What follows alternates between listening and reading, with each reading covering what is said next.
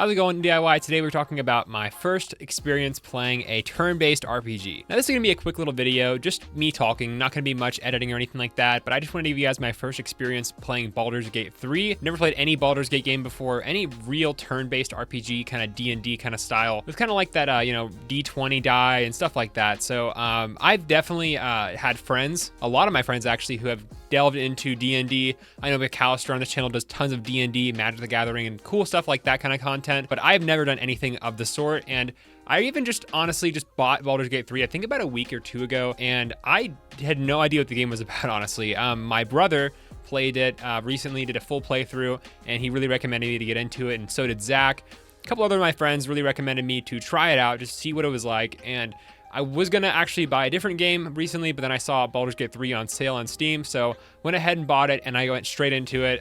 Spent about 2 hours in the character creation scene, but I went ahead and just kind of dove in, and I definitely tried D&D before. I think this was about in 2020 during COVID. Some of my friends, we did some like online D&D just to try and pass the time a little bit, and I think I played like maybe 2 or 3 sessions at most of it, so very, very loose understanding of any kind of like D&D style playthrough. I guess from my first experience of Baldurs Gate 3 and my first playthrough ever, it kind of feels like that D&D kind of style where there's a full story laid out for you and you're kind of controlling the whole thing, and I've been really, really enjoying it. I have not played any other game since I got Baldurs Gate 3. I've just been running through it. Right now, I think I'm around 50 hours in. I'll verify 56.5 hours, and that was just updated from this morning, also known as 1 a.m. So I've been pretty much playing it nonstop, straight through, and I'm already on Act 3. I just made it to Act 3 today, but if any of you guys are familiar with Baldurs Gate 3, it's been a pretty fun game so far.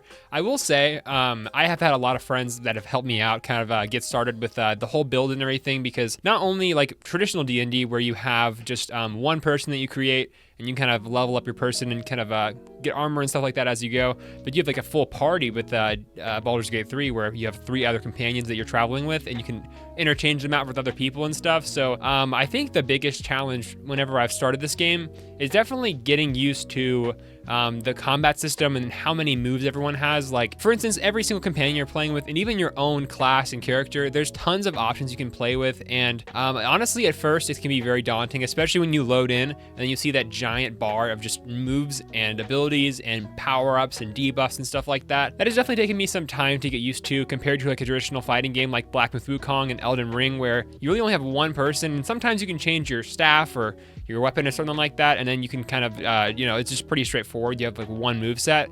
But with this kind of game, you have way more options, and you can even configure your companions to do whatever you want, really, and you can completely change them if you want to. So I've definitely gone on that YouTube grind, and I've looked up some builds and some guides on how to spec out your certain person and stuff like that. So I'm not the one to complain about doing some YouTube research whenever you're in a playthrough of a game. Of course, it can be a little risky with spoilers and stuff, but I think it's been so far pretty good, and I've been really enjoying Baldurs Gate 3. I will say the most notable experience in my first playthrough so far has been the Goblin Kingdom.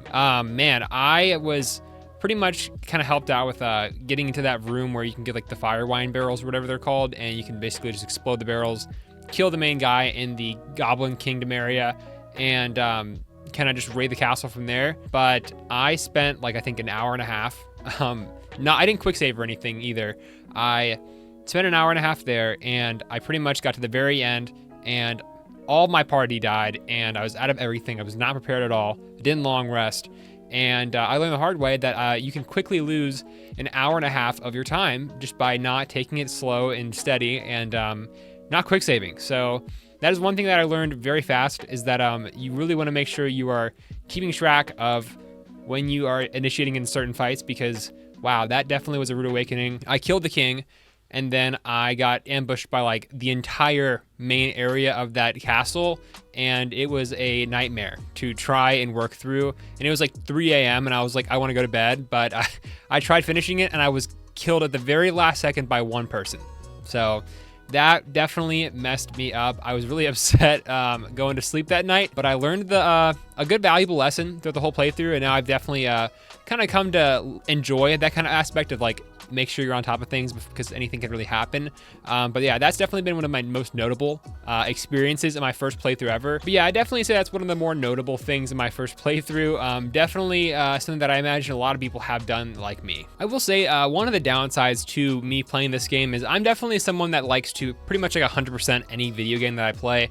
And 100% I mean just kind of like get all the main story parts out of the way and do as many side quests as I possibly can before I like move on to the main story and kind of finish the game.